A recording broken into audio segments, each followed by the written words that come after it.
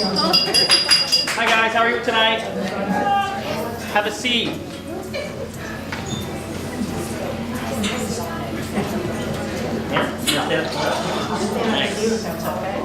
Just want to thank everybody for coming out tonight.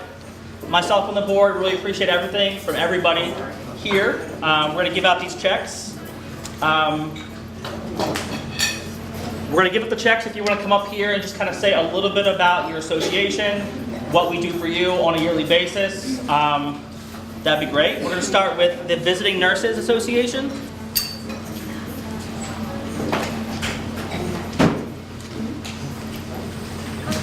Thank you so much. Yeah, so this is Sarah from the Visiting Nurses Association. Hi, everyone. Hello. Hi. Tell everybody a little bit about, Okay, sure. what we do for you on a So, yearly. as many of you might know, Visiting Nurses has been providing a medical home care services to the community for close to 100 years. I was just talking to my executive director before I came here. I'm like, is it 99 years? Is it 101 years? I'm not quite sure, but 2 years ago we actually had a big celebration of almost 100 years, and we are very proud to be helping the community. We are a nonprofit, which means we try to help everyone. That means the underinsured as well. And every little bit counts, as everyone knows. This money will help us to provide dementia screenings, blood pressure screenings, flu clinics, public health education, and also telehealth, which is a way of monitoring people's vital signs remotely and keeping them safe in their home. Everyone wants to age in place at home, and that's our goal. So this is really going to make a difference, and we're so grateful. Thank you so much. Thank you. Thank you, everyone. Thanks, everyone. All right, next is, let's see here, Jane from A Little Compassion.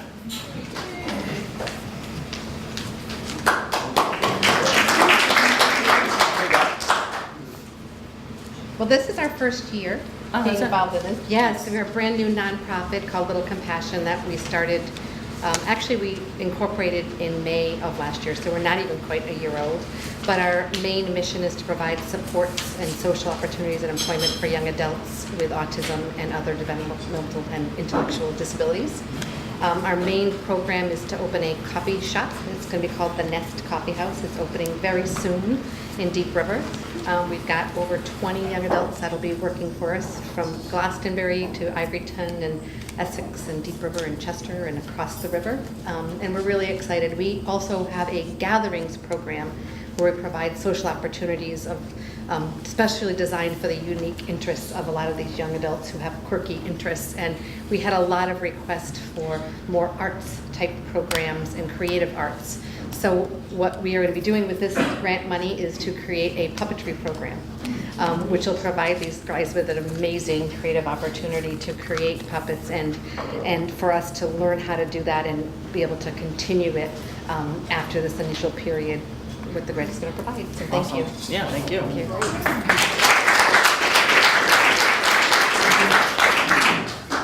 you. Camp Hazen?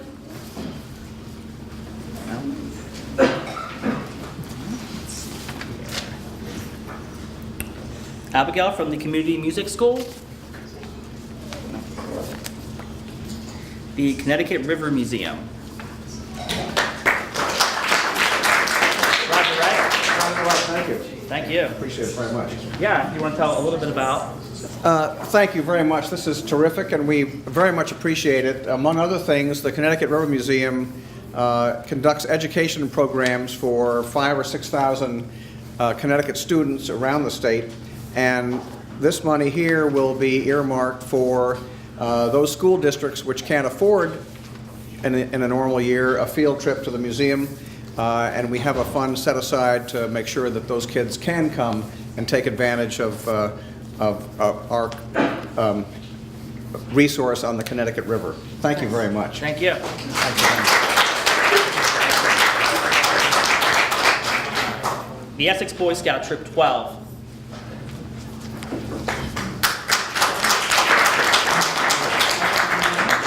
Thank you. Representing the Boy Scout Troop from Essex, I want to thank you very much for your generous donations now and over the past many decades.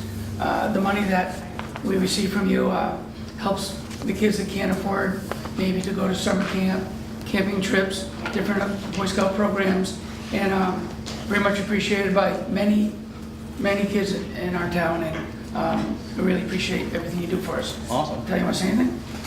Thank you very much for the Yeah. donation. No problem. Thanks again. Thank you. The Cub Scouts? Charles? Hey. Thank you. Thank you very much. So I'm Charlie Legas. I'm a den leader and the committee chairman for the Essex PAC-4 Cub Scouts. We've got 13 youth participating in Scouts this year, and 3 actually going to cross over to Boy Scouts this year. So with our fundraisers that we do, we support our activities. The youth groups, we primarily focus on health, environment, outreach, the outdoors, and community service. And we generally like to earmark these funds from the Essex Community Fund for the same as with the Boy Scouts, for those youth that might not be able to participate without the assistance. So we greatly appreciate it. Thank you. Thank you.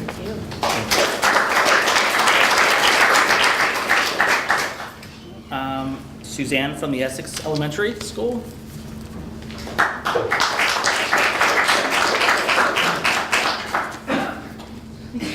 Thank you.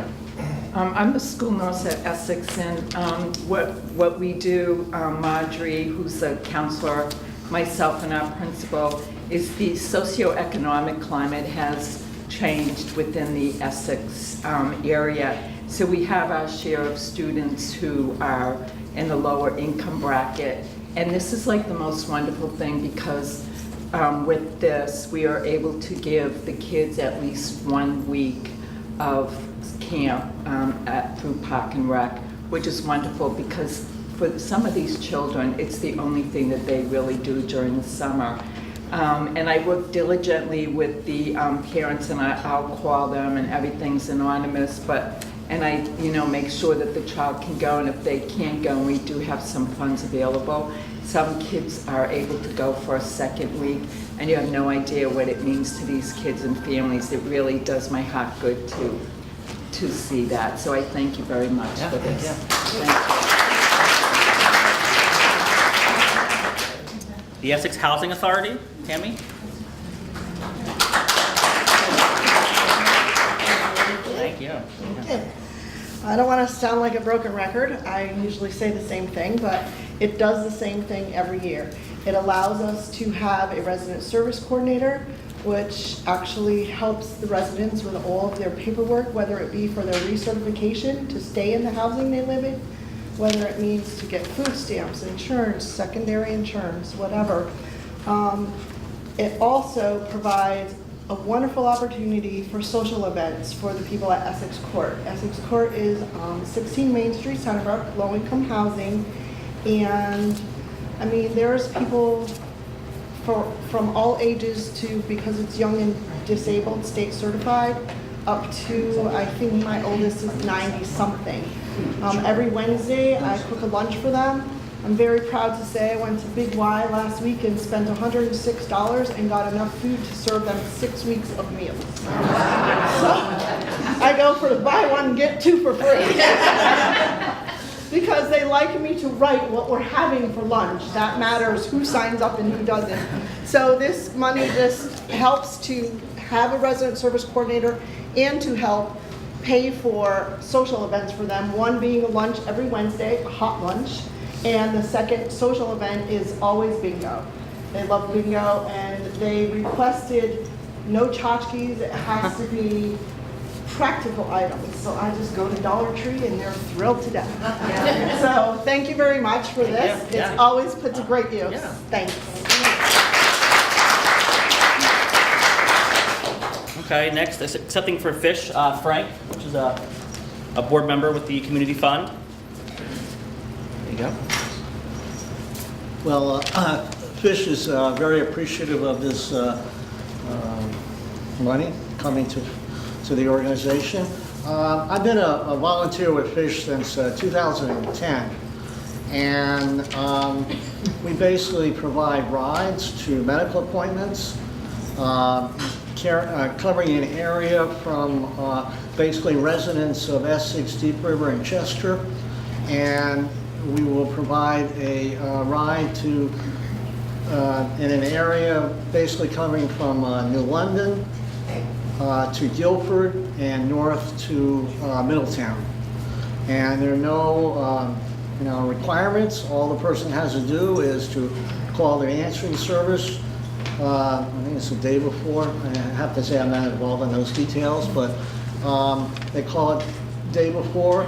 They leave a message, and then basically what happens as a driver, we basically drive, well, usually one day a month. We get assigned a date, and then the day before we find out who we're going to be driving. We contact them, just finalize the arrangements in terms of obviously where they live, take them to their medical appointment, and then bring them home. And we serve a lot of people who either for whatever reason don't have the ability to get there, unable to drive, or they don't have a car, or whatever the case may be. But anyhow, thank you very much. Thank you. Next is Lucy from the Gilead Community Services.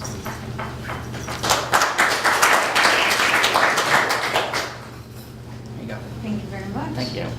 I'm actually not Lucy, sorry to disappoint. I'm Kim.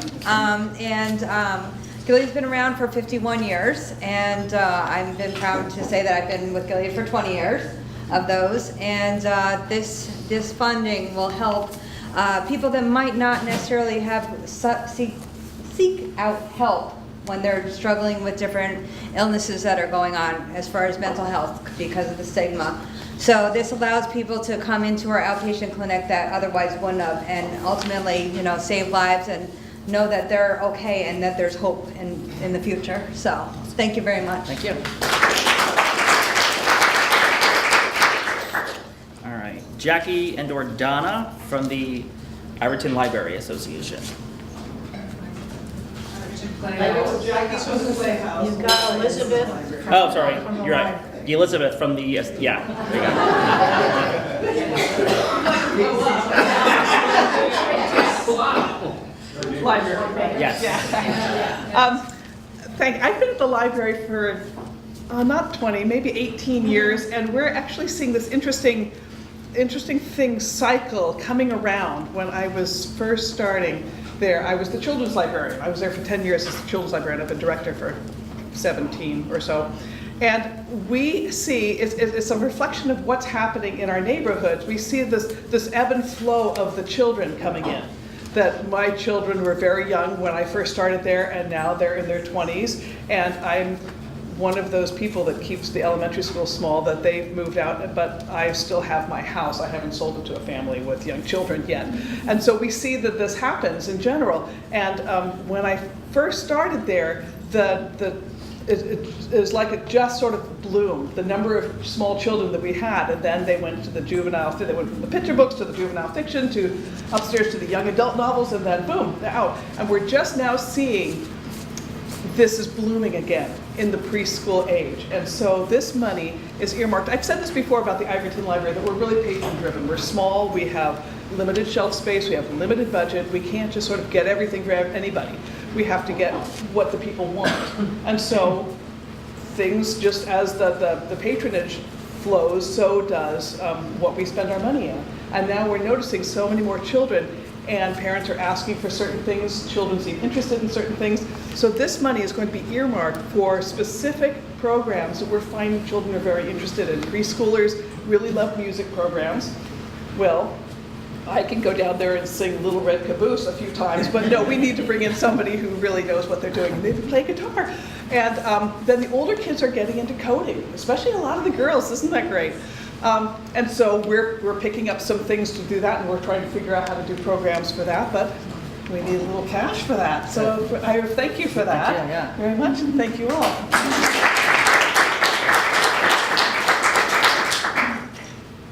All right, Jackie.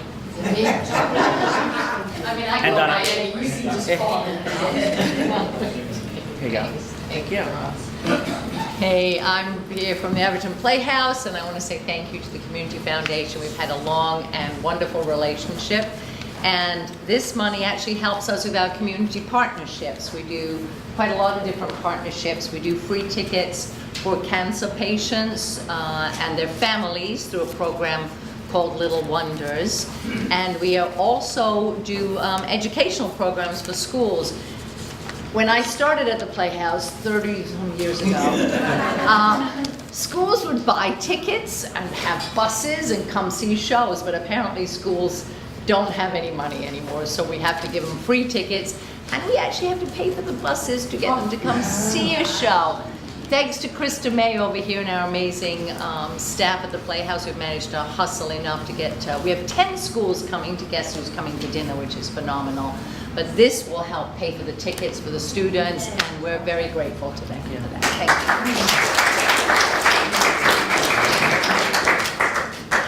you. All right, next, Region 4 Foundation, which is Tammy again. Second round. Yeah. Thank you. Yeah. Region 4 Foundation is an organization of a lot of actual alumni that came from this school district. And our main purpose is to give back to John Winthrop and Valley things that are not covered in the budget. Years back, we helped Valley TV get started. That is one of Rick's favorite things that we've started. But each year, we have the principals from John Winthrop and Valley come to our meetings, and the teachers actually that submit things. We've done some stuff for robotics, we've done books, we've done routers, we've done all kinds of things that are more like a trial program. And then once it's up and running, we will not fund them again. We say you have to get it worked into your budget. So what this will help us do is fund stuff at John Winthrop and Valley Regional High School for stuff that is not covered in the budget. So thank you very much for your help with that. Thank you. And hopefully the next year, if it works out well, it's in the budget. Good. So thanks.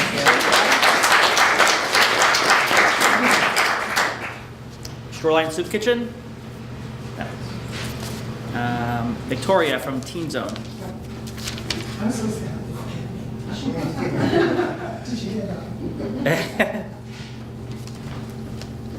Thanks, Victoria. Thank you, Chiggers. Yeah. Hi. I think some of you know me, but I run a program called Teen Zone, which is a self-esteem program for young ladies between 13 and 18. Majority of them come from dysfunctional families, and they'll come in. It's an 8-week program, an hour and a half each night. They'll come in not knowing anybody and being a bit frightened because of those kind of girls. But by the time we get to 3, what's your number? You know, I only have 2 rules. One of them, you cannot use your cell phone. If you do, I'll take it off you. And the second one is you will respect whoever's in the room, and you'll certainly respect whoever's doing the actual presentation. And it seems to work pretty well. And I was saying to Jean, I've got some girls that I've had 7 years ago who still come out for dinner with me. And I still see them sort of in the street, and it's like, hi, because I always think they're going to ignore me because they think, they've been in this program, and but they don't, and that's really nice. And so the money we get from this check allows girls that just can't afford to come, generally speaking. So just come on in, it's fine. Good. And I just want to thank Darwin and Jean, actually, and a few others from Essex Community Fund who, when I've been looking, sometimes because I try and use professionals, I can contact them and say, do you know somebody who does X? And so that's been great, and thank you. Thank you, Darwin, wherever you are. Over there. Oh, you're there, thank you. So thanks Thank very you. much, Rob.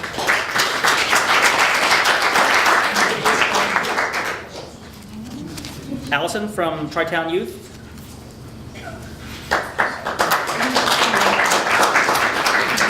Thank you. Yeah. Well, we're very grateful to receive this gift from the Community Fund. Tri-Town provides programs and services for families and children. We work with all of our schools in the area very closely, and we also offer support to parents. And the funding that we receive from the Essex Community Fund helps support a full-time marriage and family therapist who is on staff to work with parents and adolescents, and she's particularly good with young girls, and we've been seeing an uptick in rates of depression in our community as others in the country have seen that as well. And so she's a wonderful advocate for young people, and she will keep on doing tremendous work. So we're grateful. Thank you. Thank you. All right, last but not least, Valley TV. Chris or Brad? Yes. Both of you guys? Yeah. How are you? Thank you very much. Yeah. So I'm Chris LaQuire, Brad Pittman, and Ella. We're here. She's our new member this year, so we're happy to have her. So I got to say, we will not be Valley TV without the Essex Community Fund and the Region 4 Education Foundation. Without your support, we will not be in existence. As you know, TV equipment's expensive, microphones are expensive, and every year technology changes, and we're trying to stay ahead of the curve. So this year, what we're trying to do over the summertime, we're setting up wireless broadcasting. So right now, students are going to be able. Well, right now we can only film in the gym and in the auditorium to wireless or to broadcast our volleyball games and basketball games, concerts live. So if you tune into Valley TV Live, you could watch these events live on YouTube. On YouTube, and it's great. We get emails all the time from parents in Singapore, or be able to watch their child live watching their games, and it's archived for them to go back and look at the replays and whatnot. It's really great. So this year we're extending that. We're trying to move into wireless broadcasting. So now the cameras are going to be wireless instead of wires plugged in, and we're going to be shooting football games, lacrosse, and other events that are happening outside the school. So. I get choked up. It's just a great thing for our students. It's a great thing for the community, and it's